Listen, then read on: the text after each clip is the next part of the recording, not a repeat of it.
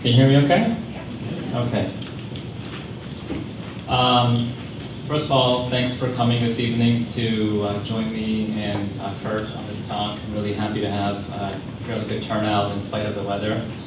Hopefully you'll find this to be an engaging talk and discussion, and we'll be happy to answer questions afterwards. So I'll start talking about mental illness in general, and Kurt will follow up with more of a focus on addiction medicine.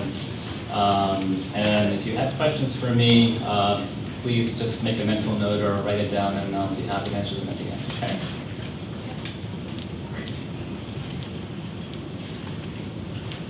Okay, so in talking about mental illness, I don't know where everyone is as far as their level of knowledge. I'm just going to start by first defining what is psychiatric illness.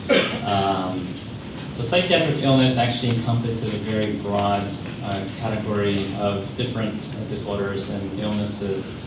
To start off with, psychiatric illness is one of the most prevalent conditions in the United States. This might be a surprise to some people, but about almost 1 in 2 people over their lifetime will be affected by some type of mental health condition. That's a lot of people. Think about that. So, and that actually has fairly large implications for everybody, and I'll talk about that at the end. So psychiatric illness includes a myriad of many symptoms, including problems with energy, appetite, sleep. It can affect someone's relationship. It can affect their work performance. So it really does cause so much disability and pain and suffering. And unfortunately, even in this day and age, psychiatric illness still has a lot of negative stigma. We've come very far, but even with all of our efforts and with all of the health parity laws, which obligate insurance companies to give equal coverage to mental illness as they do with physical illness, we still have a long way to go. People that don't have mental illness often don't appreciate the depth of suffering that someone with a mental disorder often goes through. They often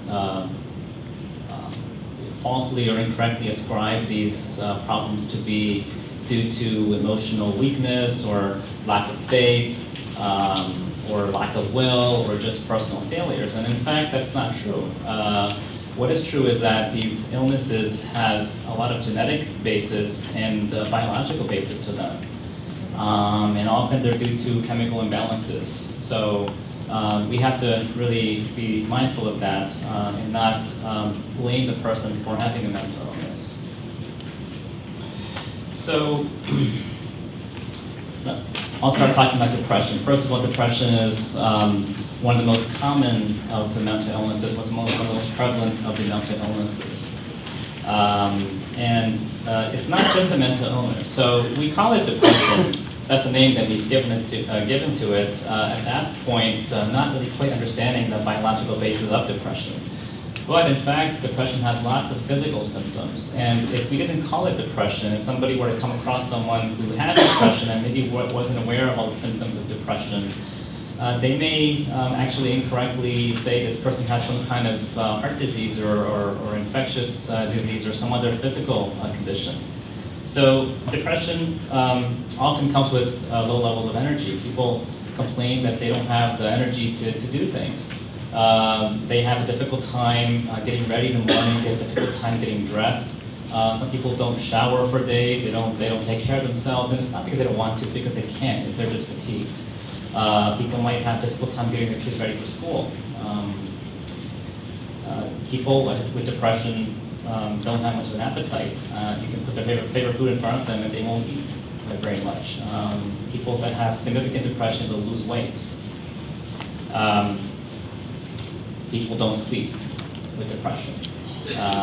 They try, they toss and turn, but it's not very, very successful. And so it actually is a feedback cycle, and it leads to the lack of sleep itself, as all of you might know, from maybe not having slept for a day or two.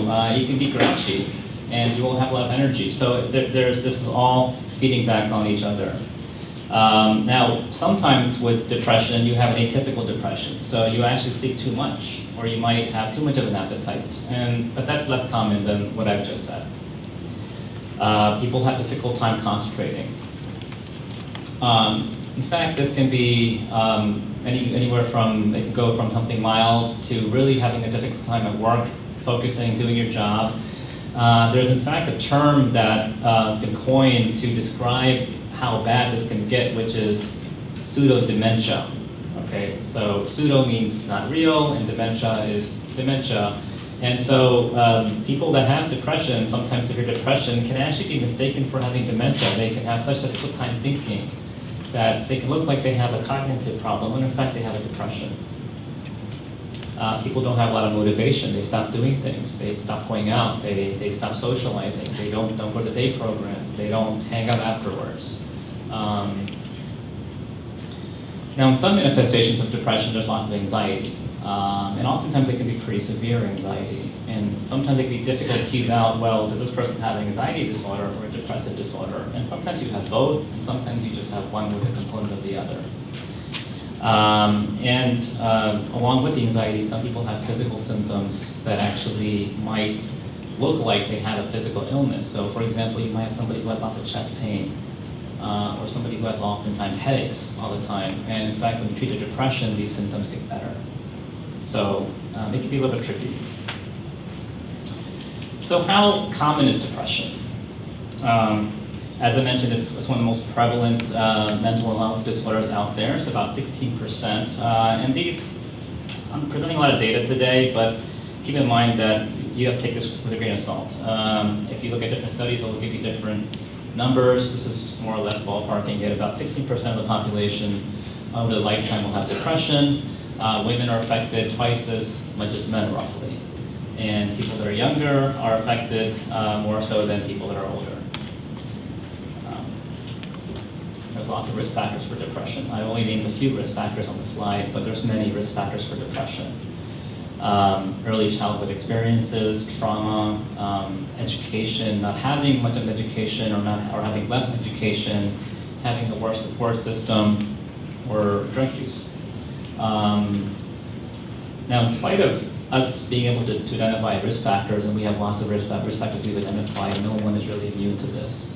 No one, regardless of your age, sex, socioeconomic status, no one is immune to being depressed. All right, skipping a little bit. Actually on the slide for my next piece, which is just a little bit talking about the causes of depression. So what causes depression? As I mentioned earlier, there's a genetic component to depression. However, that's not the complete picture.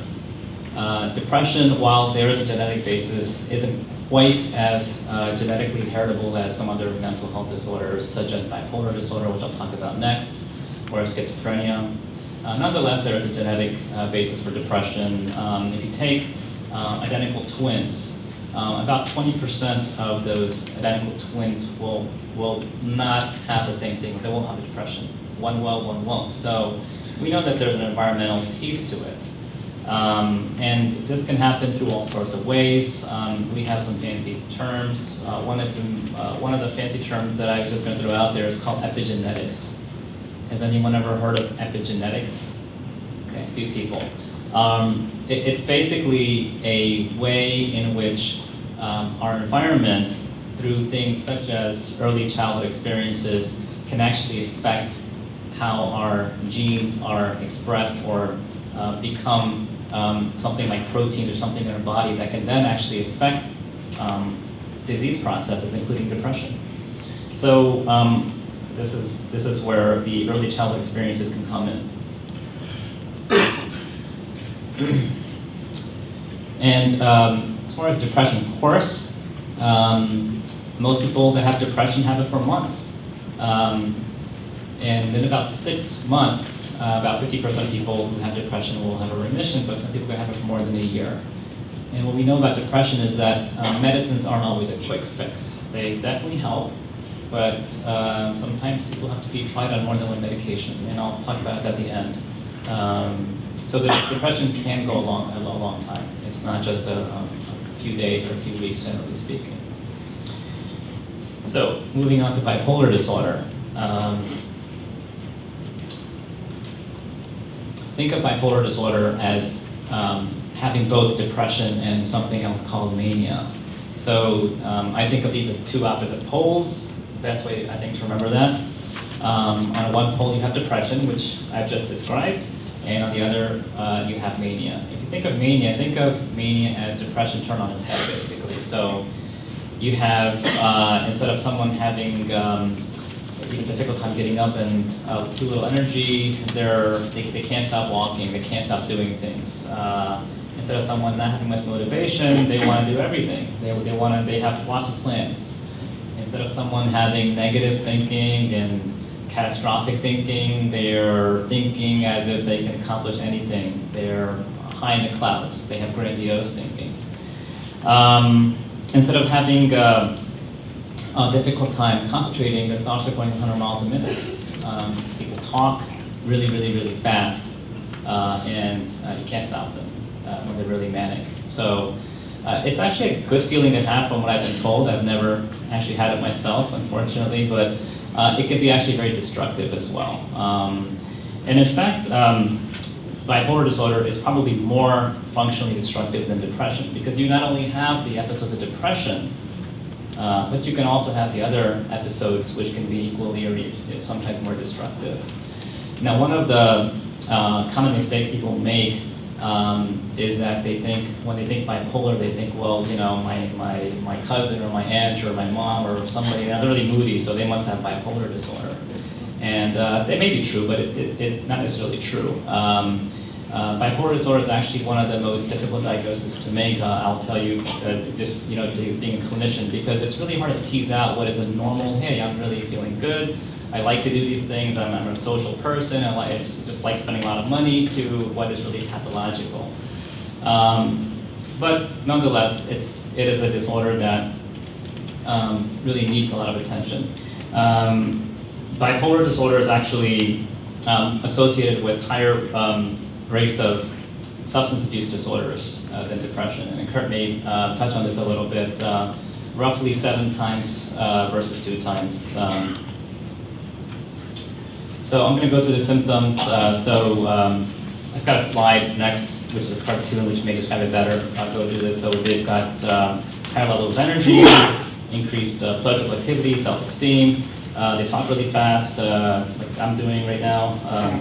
Thoughts are sped up, elevated mood, and they have a decrease in their sleep. They don't really need much sleep. They can function without much sleep, and a decrease in judgment. They don't really think too well.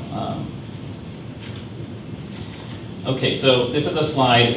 You guys all should have this in your slide set. There's a few things that I didn't like about the slide, but I thought it was actually pretty good. It captured most of what I wanted to convey to everyone here. With the left side being the manic side, where someone is easily distracted, they talk loud, they talk fast, they don't need some sleep, they're inappropriate at times, versus a person who's not really doing much and they don't want to do anything, they don't want to eat, they don't want to go out and have any pleasurable activities. And again, you have to have real circumscribed symptoms for the most part in bipolar disorder. You have to have a prolonged period of time when you're one way and then a different time when you're another way, and these can't all come together for the most part. There's a mixed episode that's complicated, we'll talk about that here much, but for the most part, you have to have a long period of time at least for one and the other, and then you can be considered bipolar disorder. Okay. So how common is bipolar disorder? It's not as prevalent as depression. It's about 4% of the general population will have bipolar disorder. But because of what I just mentioned a little while ago, of the difficulty in diagnosing bipolar disorder, about 40 to 70% of people who have bipolar disorder initially were misdiagnosed as depression. And the reason is because in order to get a diagnosis of depression, you have to have symptoms of depression. That's pretty straightforward. In order to be diagnosed with bipolar disorder, you have to have symptoms of mania. And a lot of people who have bipolar disorder first come to doctors with symptoms of depression. So we have no way of knowing if they're bipolar or not. We have to assume they're depression unless they have a strong family history of bipolar disorder. We might kind of say, well, maybe you do have bipolar disorder, but we don't really know. And unfortunately, it takes 5 to 10 years for people who have this misdiagnosis to be diagnosed with bipolar correctly. And this is a really big deal because the treatments for bipolar disorder are really different than the treatments for depression. You can give somebody with bipolar disorder who might be having a depression at the time, but they really have bipolar disorder. You can give them antidepressant, they may not get better. And so they're going to be frustrated and think, well, why am I not getting better? I'm getting depressed, I'm taking antidepressant, you know. It is one of the most underdiagnosed and undertreated psychiatric conditions. About a third of people that we think have bipolar disorder, based on what we know about the percent of people in the population that have it, are actually diagnosed as bipolar, and only 10% of people are actually treated. So really a lot of people are out there undertreated for bipolar disorder. I'm going to talk about anxiety disorders. Am I going too fast or is this okay? Okay. All right. A little fast? Okay. No? Good. Okay. All right. Take your time. Take your time. Okay. Okay. So anxiety disorders actually are fairly common. They actually combined have double the prevalence of depression. They are more common in depression, but that's because they include lots of different disorders. And I'll list them here. I'll list some of them here at least. So I'll touch briefly on them, and if you have more questions at the end, I'll be happy to talk about them in a little more detail. So one of them is called GAD, or Generalized Anxiety Disorder. And think of this as the worry wart. People might know someone that has this, or you might have some of this yourself, where there's excessive worry about things. And this often starts early on in childhood or young adulthood, where there's just a lot of worry. And we all worry. I mean, we all worry about things, that's normal, but someone with GAD tends to just not worry. They're always worrying. They're worrying about small things. So for example, if you're in school, you might worry about, not only am I going to get an F in my class, but am I going to miss a school bus? Am I going to drop my books? It's going to rain on me. Am I going to have my umbrella? I mean, all kinds of worry. It's just worry, and it doesn't really, I mean, obviously it's just impairing. And if you think of someone who's got GAD, they're worrying so much that they're always tense. They've got muscle fatigue, they're muscle strained, they're irritable because of that, they don't sleep as well. So it can actually be a big problem. OCD, obsessive compulsive disorder. I think this is kind of more common in the media. So OCD, someone who has excessive worry in very specific realms. So they have something called obsessions. Now, obsessions are, actually think of obsessions as recurrent and intrusive thoughts that just don't go away. You want them to go away, but they're not going to go away. One of the common ones is hygiene or hand washing, contamination. So somebody might constantly think, you know, I have to wash my hands. I touched this thing. I mean, you know, like I'm touching this. Who knows how many people touch this? I have no idea. It's probably pretty dirty. But I'm not, you know, not rushing to wash my hands. I will wash my hands probably at some point, but I'm not rushing there. But somebody with OCD, it's going to be hard to hold this. And so that, and they know at some level that this doesn't make a lot of sense. I know that I'm going to be safe. I'm not going to die from an infection, but you know what? I really got to wash my hands. So that's an obsession, and then the compulsion is the actual behavior. Running to the bathroom and washing your hands, that's behavior. So people do know that this is a problem. They can identify this as a problem. People have, think of this as a wave of anxiety. It's like a tidal wave. It's not going to come slowly, it's going to come all at once, it's going to come hard, and it can be really disabling when it does happen. People have not only psychological symptoms where they're fearful and they're thinking they may die, but they also have a lot of physical symptoms. They have chest pain, they have chest tightness, they have shortness of breath. Might look like it might feel like a heart attack. They might think they're having a heart attack, they come to the ER. And they may sometimes show up as this is a rule out chest pain or rule out cardiac problems, and then we do a lot of tests and they're not having a heart attack, but can't tell always. They may be dizzy, they may have nausea, they may be like shaky. So this comes very suddenly and without much warning. And people with this problem, they often kind of just walk around thinking, when's the next one going to come? So it can be a big problem as well. Phobias are specific phobias. You can have this to just about anything. I guess snakes, flying, those are maybe some of the ones people might think of. Social phobias included in this as well, where people just have a really hard time dealing with a specific thing. Post-traumatic stress disorder. You hear about this a lot nowadays with all the stuff that's going on in media and people going overseas and serving in our armed forces and being the victims of all these attacks. And not only that, I mean, you have this in car accidents. You'll have this in anything, basically anything in which somebody's life is at risk, or they're witnessing, or they think their life is at risk. They actually are. It's possible that they could develop something like this. Okay, so I want to switch gears a little bit now to talk about some of the causes and implications of mental disorders. So with depression, you can actually have depression can be a risk factor. It is a risk factor for several things, including smoking, obesity, cardiovascular disease, and just worse health outcomes. We know if somebody is depressed, they're not going to be as healthy. They're just not as likely to be as healthy. With cardiovascular disease, this has been really something that's had a lot of research in this, and some it's actually approximates some other risk factors for heart attacks. So you guys have heard of maybe high blood pressure or diabetes as being risk factors for having a heart attack. So depression can be thought of as a risk factor for having heart attack or heart disease. So it's a pretty serious problem. Also, not only can depression lead to or contribute to having other medical problems, but some other medical issues can also lead to depression. So Alzheimer's disease, Parkinson's disease, HIV, multiple sclerosis, some of these things can actually go the other way around. So these slides are from NIMH, National Institute of Mental Health. And I think they really, they're a good graphic of the impact of mental illness. Everyone can see this okay? Okay. So the first slide talks about the top 10 leading disorders for disability-adjusted life years, basically the total number of years lost to disability, to illness, or to premature death. And as you can see, if you combine the neurological disorders with the psychiatric disorders, it really tops out everything else. I mean, this is more than heart disease.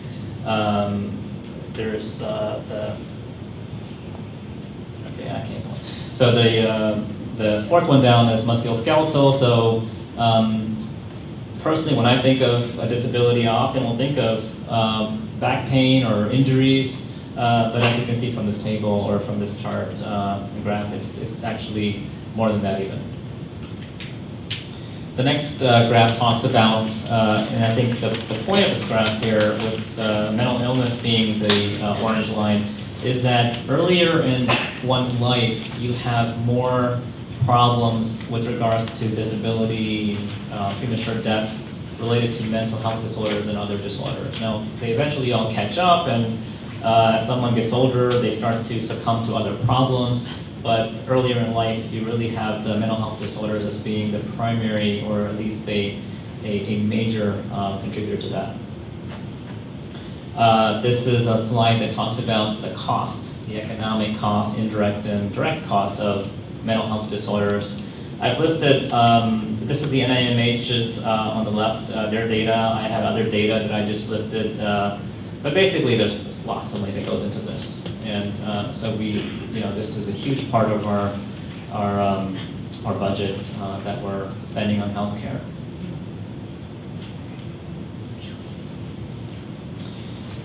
Okay, so I'm going to talk about treatments briefly, and then I'll turn it over to Kurt. So, psychotherapy.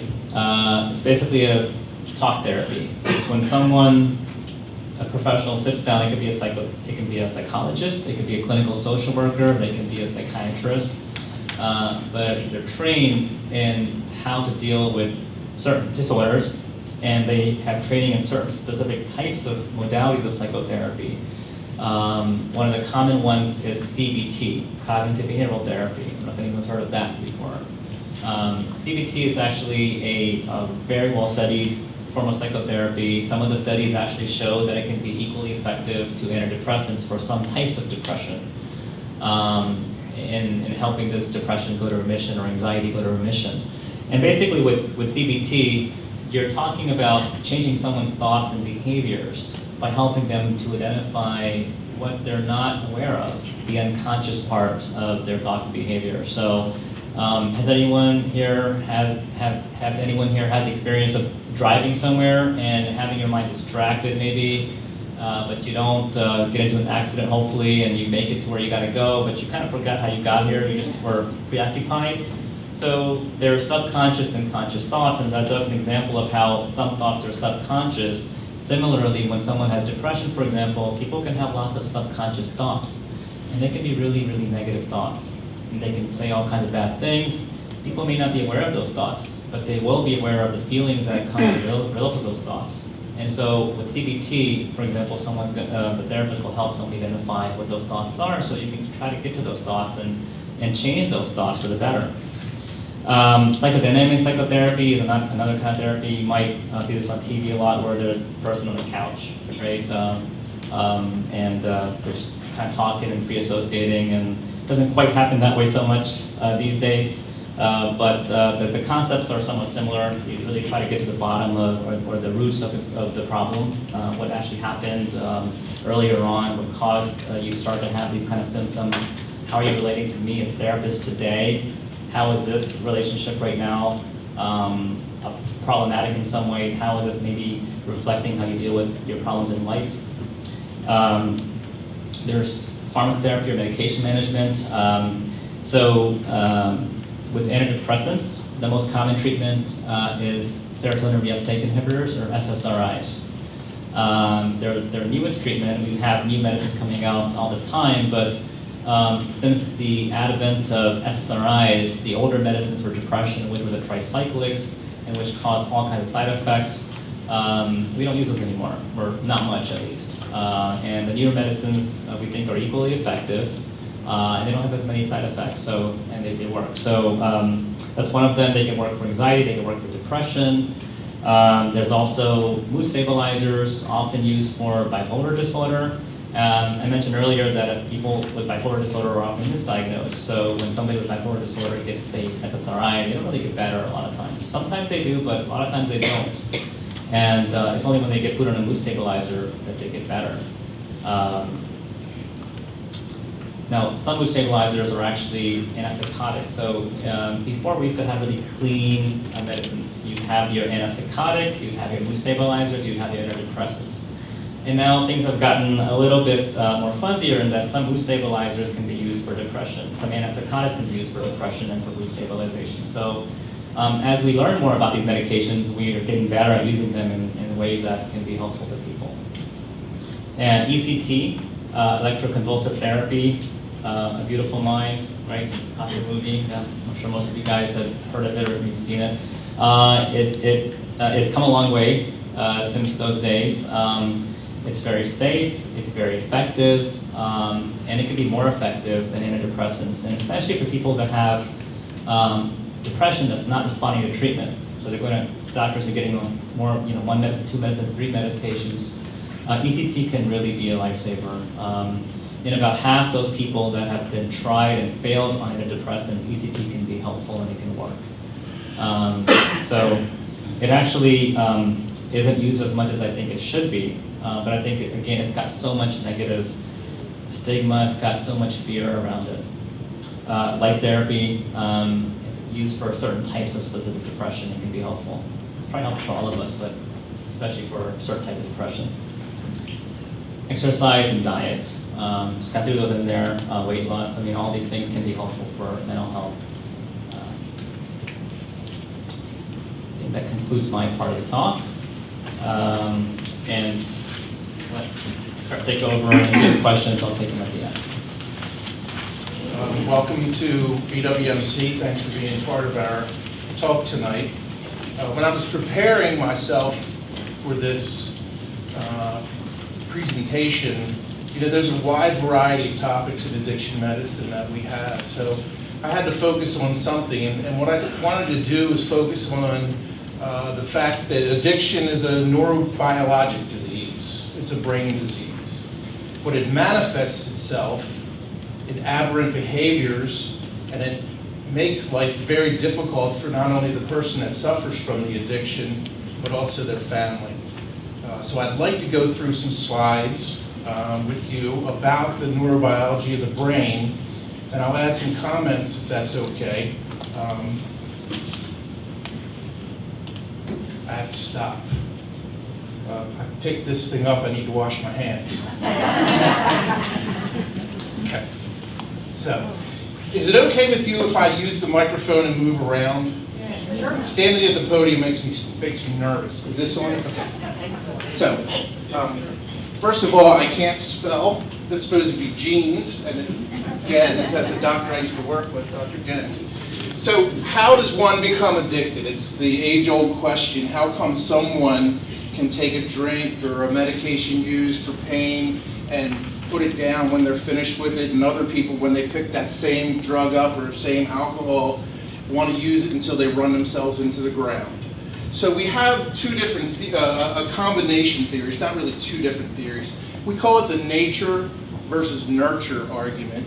And the nature part is your biology. Everybody's born with a set of genes, and what your parents made you, literally. You get half of them from your mom and half of them from your dad.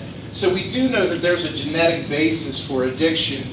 We don't exactly know what genes we can target, so we can't really take a blood sample from someone and try to figure out, yes, this person has it or this person doesn't. But we know that there's definitely a genetic factor involved. Gender, men obviously are much more susceptible to addiction than women. And of course what Dr. Sedana said, and this is a very similar argument when we was talking about brain disease for mental illness and addiction. We know that a lot of people that suffer from addiction also have a co-occurring mental disorder. And then on the nurture side, we talk about things like chaotic homes and abuse. And if I had one thing to change about the world, it would be never have chaotic homes and never abuse your children. But we know that that doesn't really exist. But think about the fact that if you grow up in a home with someone who is very out of control often, at a very young age you learn that that's normal, right? So being out of control, having chaotic events happen in your life, having the police show up, having a crisis response people show up once or twice a week, it becomes normal. So at a very young age, a person is indoctrinated to this life where chaos is normal. Okay, so that also is a very big predisposition to having an addiction. Parents' attitudes, if they're users, if they're selling drugs, if they're allowing people to come into their house and drink and drug, again, kids see this stuff, and they think that it's normal for them to be able to do that. Again, the community that you live in sometimes has an influence. Now, I say sometimes because we know that addiction runs across every socioeconomic group in this country. There's an old saying in the 12-step groups that, addiction goes from Yale to jail and from Park Avenue to Park Bench. It hits everybody, okay? But in certain communities, it's much more prevalent and much more acceptable to be able to drink and drug. And then, as we spoke about a little bit earlier, if you are kind of an underachiever, if you're marginalized, if you hang around in groups that are marginalized, oftentimes you have a little bit more susceptibility to addiction. And then, of course, we introduce the drug. So you have the person that may have the genetic predisposition, they have some of the environmental factors that we're talking about, and we introduce a drug or alcohol to that person. Now, the route of administration is often very important. If I might talk about certain drugs, now, in my day, I'm 53 years old, most people, if they intended to use any illicit substances, started out with alcohol, maybe some marijuana. In our environment today, we have children that their first drug use is IV heroin. Okay, so that's a much different high if you put a drug in your vein than you do if you were to drink it or to snort it. So that causes some reinforcement in the brain, and I'm going to show you some of that. But again, the effect of the drug itself. If you take the drug and you get pleasure from it, likely you're going to take it again. And the reason is here in the brain. So this is a very simple sketch of the brain. We know that the brain is a very powerful organ, and it has a lot of functionality in the body. But what we've been able to figure out is that there's a specific area in the brain that we call the pleasure center. It's located in the limbic system. It's very deep in your brain. And it starts at a place called the ventral tegmental area. And when you stimulate that part, it sends impulses all the way up into your prefrontal cortex. Does everybody know your frontal cortex is the cortex that regulates your emotion? Okay? So they figured out a long time ago that people respond when this area of the brain is stimulated. And further investigations, they were able to put an electrode into that part of a rat brain and stimulate it, and the rat got positive stimulation, and for the rest of its life, that's all it did, was sit there and press a button to get that stimulation. So we know in the human brain it's very similar. I call that the susceptible brain. So if you're born with that genetic susceptibility, you introduce a drug that causes positive reinforcement, everyone around you is doing it too, it's almost a given that you're going to go and suffer from addiction. And again, so we talked about the brain mechanism, and that's one of the things that lead to addiction. This is a little bit different slide. I tried to put out the risk factors. Again, we know that there's biological risk factors. We know that there's psychological risk factors. We know that there's environmental risk factors. One of the things that we talked about in the mental health portion of our talk was the low self-esteem and the external locus of control. In other words, oftentimes people that grow up in chaotic environments can't figure out how to do things. They get very frustrated, and unfortunately they act out. They use their defense mechanisms rather than using their coping skills. And so part of that ability to reason and to be able to figure things out for yourself is missing a lot of times in people with addiction. But the one thing they can usually count on is that if they're feeling down and they're feeling angry, if they take a puff of a marijuana cigarette or a drink or a shot of dope, it makes them feel better.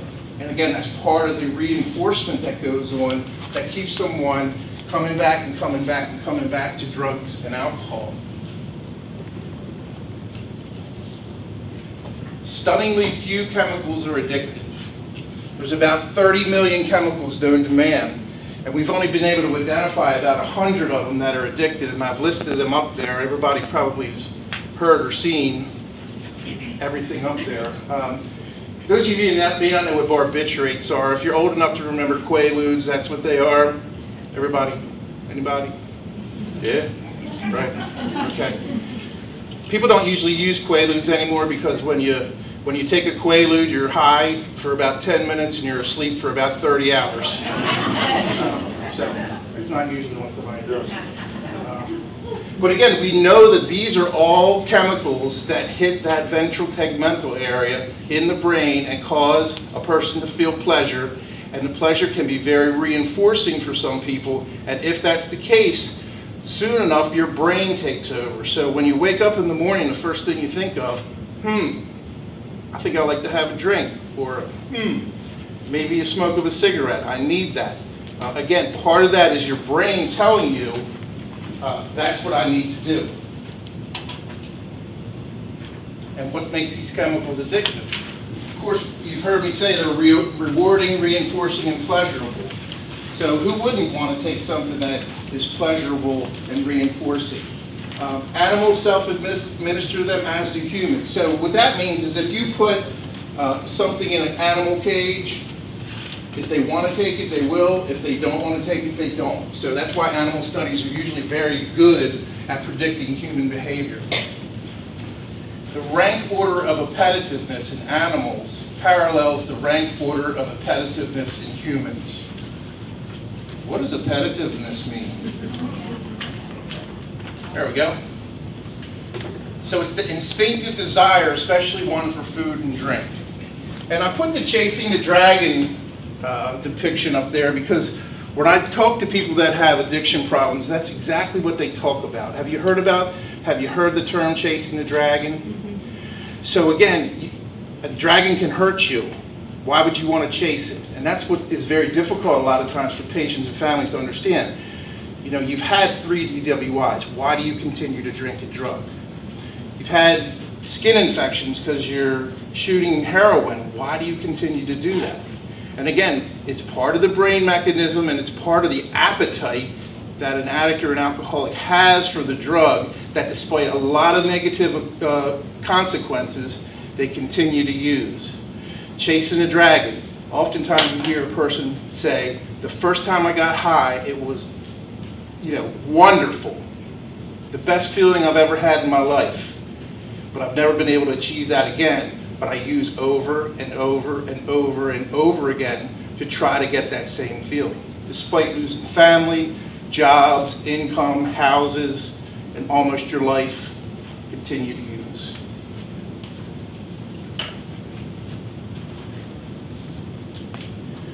So again, they activate that reward circuitry in your brain that I talked about, the ventral tegmental area. And the degree of that activation, how hard that hits you, how pleasurable that reward circuitry is, oftentimes it correlates to how addicted you become. So if you kind of like it a little bit, you might have a little period where you drink a little too much, you can put it down. If you like it a whole lot, you're in big trouble, unfortunately.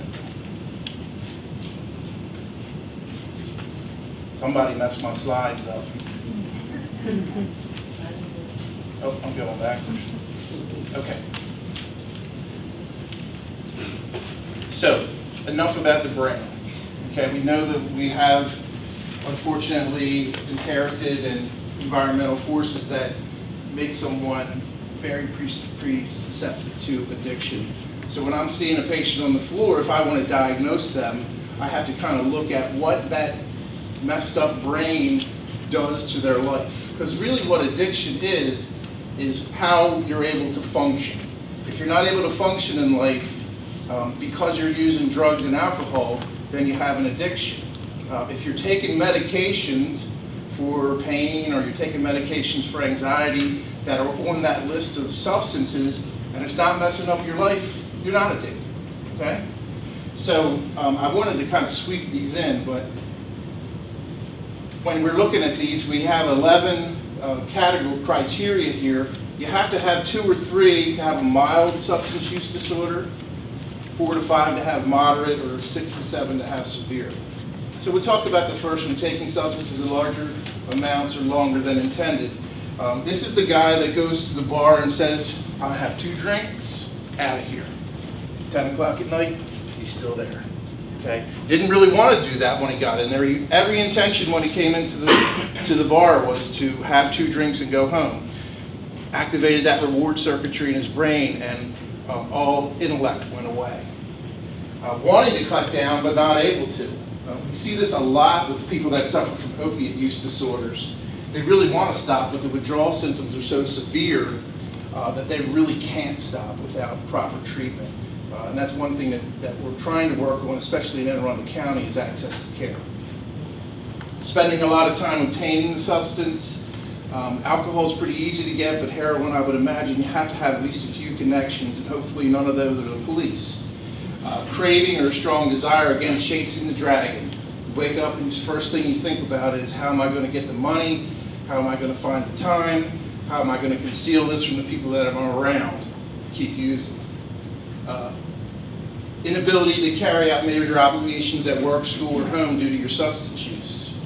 So you go to work in the morning with a hangover, or you go to work in the morning and you're withdrawing from heroin, so you got to call your boss and say, I got a flat tire, I'll be in here at 10 o'clock so you can go cop. So those are all symptoms too. Continued use despite persistent social or interpersonal problems. It's pretty obvious that people that suffer from addiction often do things that they don't really want to do, but their addiction tells them to do it. You know, little Kelsey's got a softball game tonight at 6, and I really want to go to the bar to see my friends and, you know, bet on the Ravens game this weekend, and I'm only going to have those 2 beers. And, you know, ultimately, you know, you come home at 10 o'clock and little Kelsey's crying in her sleep because you missed things.